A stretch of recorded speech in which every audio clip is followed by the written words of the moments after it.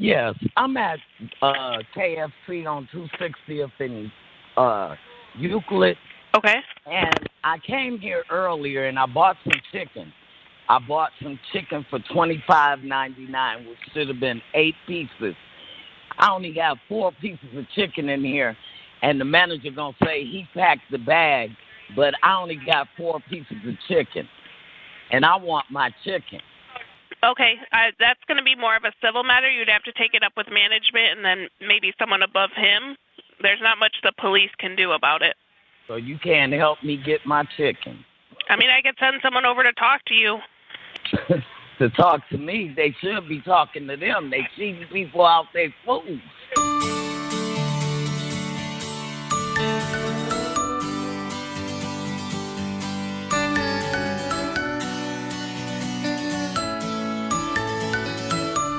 Well, everybody, welcome back to the SmorgShow Podcast. This is the Smorgasbord Radio Show, episode 137, recorded March 26, 2022. And I'm your host, Chris, and back with me in the studio, after a long hiatus, a long time away, is Chief Conspiracy Correspondent Jerome Malauskas. What about the chicken? What about the chicken? I got the chicken. Yeah. Okay, at least we got to resolve that. Hi, everybody. Hey, I'm here. Jerry, hold on. I'm going to switch my chair. Back over into this lounge. So welcome back to the studio. A lot has happened in the world since you were here in January. Man. Isn't that... Oh. Wait a minute. Okay. Turned out the wrong one. I did it to Allie last time. Anyway, I think that's just going to be par for the course for probably the next decade. Everything is going to be topsy-turvy. I don't know why I was saying topsy-turvy. Keep your eye on the bouncy ball. It's going to get nutty. Pretty much. So first of all, before we get into this, how are you feeling, my man? I know you had an episode in January, I think it was. It went from January to early February where I had... The vid. Yeah. Sorry, I took your thunder away from you. Thank you. Anything when you share about your experience? I didn't really get into the details on the last episodes, but I figured if you wanted to share it, you could. If not, hey, that's fine too. I just want to make sure you're okay. My little tangle with the Rona wasn't really. I mean, I think the best way to describe it. I think in the past, there have been people like when they get the flu and they can't shake it. And it still stays bad for longer than it should. You think about a week, maybe a little bit less than a week, you've shaken off the flu and you're kind of getting back to normal. This didn't happen, but that's because there was an extra element to my COVID that other people probably didn't get, and I got pneumonia in my lungs. So it's like, well, I was going to have pneumonia, but anyway. I had that, and then so it was like my body was dealing with pneumonia and the COVID at the same time. And at no point did I ever think I was going to die or I was going to be like massively, put on a ventilator and all that sort of thing. Or that I was going to have like long-term effects from it.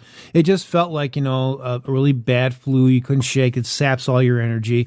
But I never felt at any point that I was ever near death's door.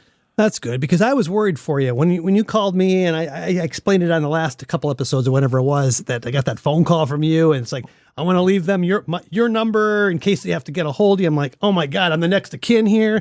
And then you're coughing up a lung on the phone. I'm like, oh man, please don't go on the ventilator. Well, that's the thing, is the funny, before I called you and I was just sitting around at the house, I didn't realize I was coughing at all. The minute I started talking, then my throat got agitated. And then I was off to the races, which kind of, I think, is what happens. That was the very funny thing about it. Is like I would go hours without coughing, then something would start in my throat to start coughing, and then I couldn't stop. And that was the main thing I was concerned about. That's why I went to an urgent care place, because I don't have a regular doctor. But even in that case, I think even if you had a regular doctor, you set an appointment, and it would take. So it was just easier to go to the not the emergency, but the urgent care place. And which is what I did, and then they did some preliminary tests, or I think they did a X-ray to see what was going on in my chest area, and then that's where they found out I had the pneumonia, which they called COVID pneumonia. Of course, didn't know that existed, but obviously, it does. So it was that. And then from there, they said, well, because we know there could be problems in the lungs with COVID, especially in your age group, because I'm not a spring chicken anymore. No. They said, you're going to need to go and get the stuff checked out at emergency room. They didn't want to mess with it. Yeah, and they said you're going to probably have to do some tests, and they're probably going to have to, I think they said get a CT scan or a CAT scan, and you got to go to emergency room to do that. And they said, well, you can go, the nearest places was one place called Resurrection and another place called Swedish Covenant. Now, I've been to Swedish Covenant before because they were kind of part of, for some reason, they were part of, when I had a broken leg, they were, I don't know if they did x-rays or something. So I said, you know what? I know Swedish Covenant a bit, and it's closer to me, so I went there. The one thing that don't tell you is that when you go into emergency room, they don't take you right away. No. I had to wait. You need to be a gunshot victim in order, or a heart attack. Pretty much. That's really the only two cases that'll get you in. Like that. And it's the condition I was in, feeling the way I was. I didn't, and I had already known, I guess at that point, I did have pneumonia because the other place told me. So I'm waiting in the emergency room for 12 hours. Some emergency. Yeah, obviously not. And no place to really comfortably sit, and now no place to nap either. So a question, when you walk in and you have to tell them why you're there, right? Right. So apparently when you told them you have COVID pneumonia, that wasn't enough to get them to go faster. No. Yeah. No. There was a number of people, I don't know what their cases, but there was this lady who was in this wheelchair, and she was looked like she was in her 70s, if not older, and she was just sitting there this whole time, and I was there for 12 hours, and when I went and they finally took me into the emergency room, she was still there waiting. So I don't know what she had, but obviously it couldn't have, they didn't think it was serious enough. So I was like, I looked back and I was like, I feel sorry for her. I'm going to the emergency room. She's not. But, in the end, okay. But I mean, I don't want to get long. Yeah. But that was it. And they kind of told me what they had to do. I had to get the CT scan, which was kind of interesting. Cause I don't know if anybody's had a CT scan, but it's like basically it's like they're putting you inside a dryer or something. Yes. It goes around. Yeah. Making all that weird noise. Right, and if you got claustrophobic, you're in trouble. Yeah, it was. But luckily they pulled me in and took me out, pulled me into. Yeah. They didn't have that full enmeshed MRI thing. So that was kind of, that was a saving grace. And then after that, things kind of, after I got my medicines, I was on my way back to health. You sound good. You're back, and that's why I'm allowing you back in the studio. That's right. Well, let's just say I'm just glad to see that you got through that long, dark winter of death. All righty. So I thought we would just do some quick catch up on the latest news, if you can just bear with me here. Just a few things that have happened just in the last week alone. So Justin Trudeau was humiliated in Europe, which is always a good thing to see. So since you were here last, we had that, the Freedom Convoy, right? Mm-hmm. Yeah, there you go. So Justin Trudeau went over to Brussels this past week for the Russia-Ukraine war talks between the G7 leaders, NATO, the EU leaders, where he talked before the European Parliament about peace and security, democracy, and the transatlantic cooperation for the benefit of Canadian citizens and the European Union. After all what he presided over, all the civil rights violations of his own citizens. Yeah. Imagine him taking Putin to task about, not treating his citizens right. Well, it didn't go so well for the prime minister. Here is German member of Parliament, Christine Anderson, who tore into Trudeau on the floor. It would have been more appropriate for Mr. Trudeau, Prime Minister of of Canada to address this House according to Article 144, an article which was specifically designed to debate violations of human rights, democracy, and the rule of law, which is clearly the case with Mr. Trudeau. Then again, a prime minister who openly admires the Chinese basic dictatorship, who tramples on fundamental rights by persecuting and criminalizing his own citizens as terrorists just because they dared to stand up to his perverted concept of democracy, should not be allowed to speak in this House at all. Mr. Trudeau, you are a disgrace for any democracy. Please spare us your presence. Thank you. Is she married? I don't know. He'll say, hey, you know what? Might give her a call. Yeah, you like that? Oh, well, you know what? You know, a person of principle, especially a lady of principle, gotta like that. Yeah, it was refreshing to hear. Yeah, somebody speaking the truth to power for once. On the world stage like that. Exactly. Yeah. It was a thing of beauty. So, I guess on the same trip, our president has been... in air quotes. Well, you know, having just survived that long, dark winter of death, now we have to plan for real food shortages. You heard about this? So the long, hot summer of the starvation is what we're going to go to? I guess that's what's coming. Let's hear it from the words of wisdom himself, and we can react. With regard to food shortage, yes, we did talk about food shortages. And it's going to be real. The price of these sanctions is not just imposed upon Russia. It's imposed upon an awful lot of countries as well, including European countries and our country as well. And because both Russia and Ukraine have been the breadbasket of Europe in terms of wheat, for example, just to give you one example. But we had a long discussion in the G7 with both the United States, which is a significant, the third largest producer of wheat in the world, as well as Canada, which is also a major, major producer. And we both talked about how we could increase and disseminate more rapidly food shortages. In addition to that, we talked about urging all the European countries and everyone else to end trade restrictions on sending limitations on sending food abroad. And so we are in the process of working out with our European friends what it would take to help alleviate the concerns relative to food shortages. So that's not really a plan. That's just BS. That's a plan to come up with a plan. Well, it's no worse than when they asked Kamala Harris the question about the refugees, and she went off on some sort of tangent and never answered the question. She just cackled. She laughed. Yeah, well, before, but even after that, when she actually was asked the question specifically, she went off on some, I don't even know what it was, just weird route onto a million other subjects, and then she never answered the question.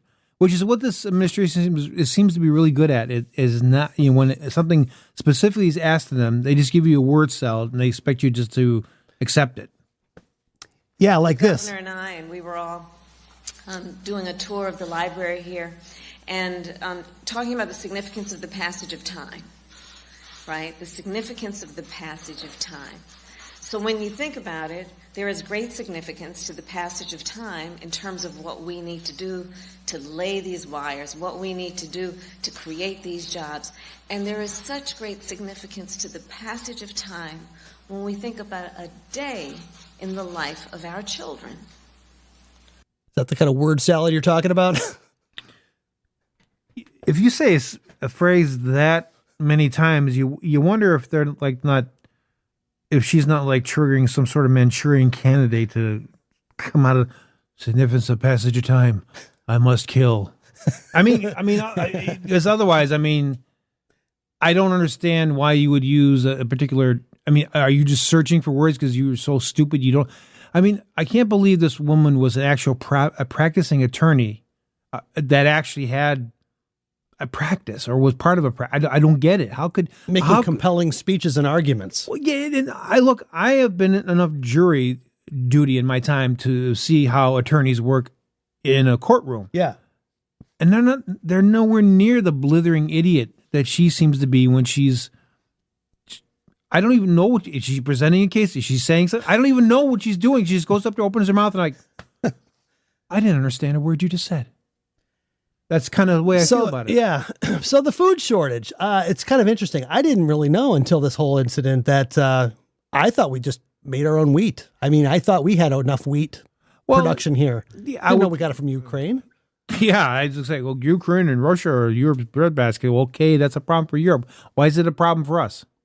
So if this is a problem, I mean, real food shortage sounds like a big deal to me. You think the American president would want to start mobilizing something? We've got millions and millions of square miles of unused farmland here that we could easily make up for losing Ukraine as the, quote, breadbasket of the world. Again, I don't believe that. I'm sorry. Really, that's the only place. Like everywhere is just getting their grain. Is China getting its grain from Ukraine? Grain from Ukraine, yeah. Because they seem to be pretty gung ho with Russia and making sure that the Ukrainian. Iranian. I don't know. Iranian. Yeah, the Iranians. Iranians or the Ukrainian. Yeah, whatever. Yeah. They don't seem to care because they're all gung ho behind Russia and the invasion. So obviously they don't seem to care about the Ukrainian grain. Well, I don't know why we are. Right. I mean, if Europe's problem, but then European politicians should take care of that. Yeah. It's not our responsibility to wipe the butt of the world. They're big grown boys and girls. They can take care of their own business. I do get a little peeved when they say, "Oh, the United States, how can you help us?" It's like, help yourselves, darn it. That's right. That's the way I feel about it. My 2 cents, for what it's worth. And finally, there's been a lot of hoopla around the Supreme Court nominee, Ketanji Brown Jackson. One of the biggest clips getting the most attention this week was her exchange with Tennessee Senator Marsha Blackburn. And when she was asked, Jackson, for her definition of woman. Can you provide a definition for the word woman? Can I provide a definition? Mm-hmm. No. Yeah. I can't. You can't? Not in this context. So I'm not a biologist. The meaning of the word woman is so unclear and controversial that you can't give me a definition? Senator, in my work as a judge, what I do is I address disputes. If there's a dispute about a definition, people make arguments, and I look at the law and I decide. Well, so I'm not. The fact that you can't give me a straight answer about something as fundamental as what a woman is underscores the dangers of the kind of progressive education that we are hearing about. Well, yeah, go ahead. No, I was waiting for you. But I would say that the last point that she made, Senator Blackburn, very on point. I mean, if we're going to be basically teaching kids that they can't, tell the difference between a man and a woman on a biological level,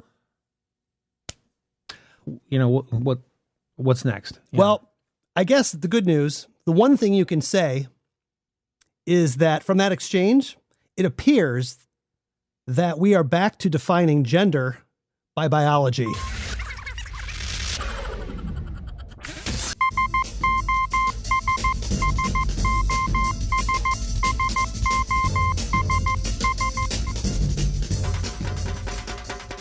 This is Breaking Baba News, live from Punjab. Clairvoyant mystic Baba Vanga, who is most famous for predicting the rise of ISIS and the 9/11 attacks in the U.S., has made a score of predictions for 2022.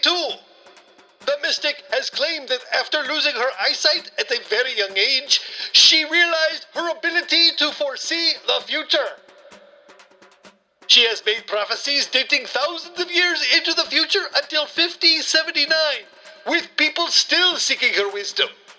Forecasts of the Bulgarian mystic who died in the year 1996 have a success rate of 85%, reports have claimed. Nicknamed the Nostradamus of the Balkans, Baba Vanga has made several prophecies for the year 2022, which range from the discovery of a new virus to an alien invasion. She has also foreseen a massive locust attack in India, and that is why Baba is reporting on Baba Vanga's prediction for 2022. First, one of Baba Vanga's believable prophecies is the likelihood of a water crisis in the coming year. The Bulgarian mystic has claimed that due to rising pollution in rivers, there will be a struggle to stay hydrated, and the world will be hit by a scarcity of drinking water. She has also revealed that this would lead to several researchers looking to get a hold of newer sources of water. Next, Baba Vanga, who has successfully foreseen the 2004 tsunami, has now predicted that in 2022, several Asian countries, along with Australia, will be hit by floods.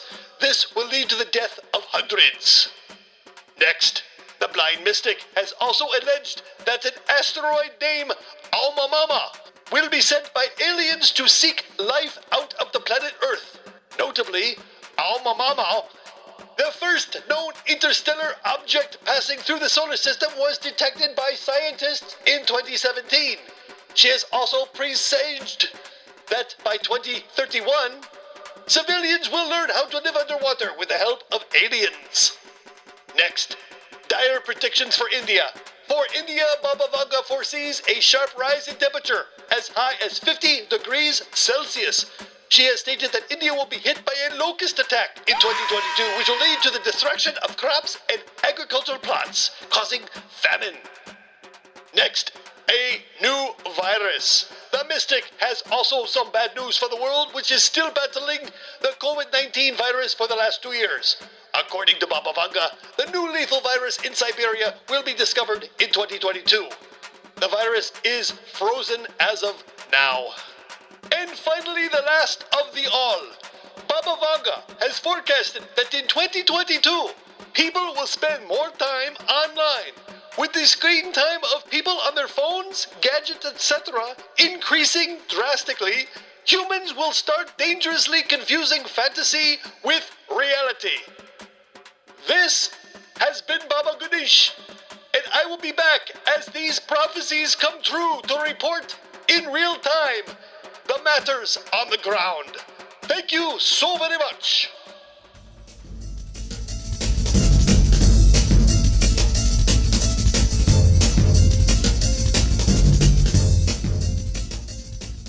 Wow. Wait, well, isn't she a little ray of sunshine, this old Baba Vanga? What is her name? Baba Vanga. Baba Vanga. I thought that was an Indian person that Baba was talking about. I didn't know it was a Bulgarian. I know. And apparently there's some, there's her prophecies are being studied because she had something to say about Russia taking on the West.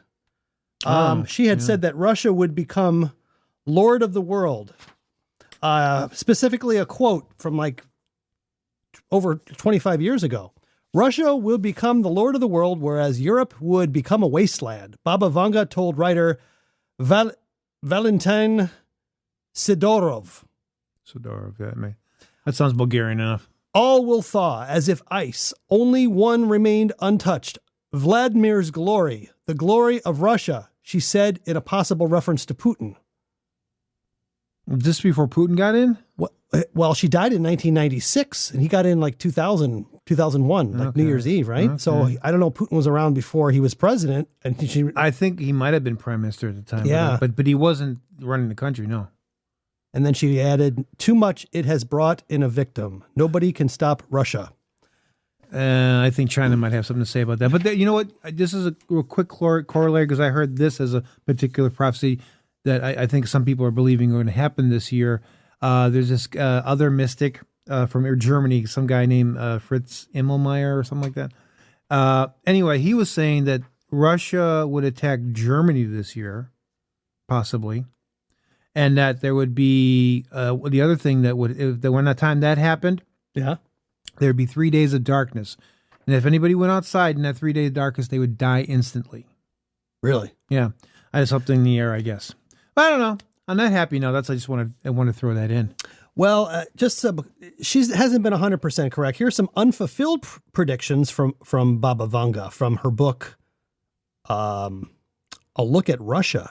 In 2010, the World War will begin in November 2010 and end in 2014. Okay, so that's off. But it says it will start as usual, then nuclear weapons will be used, then chemical weapons.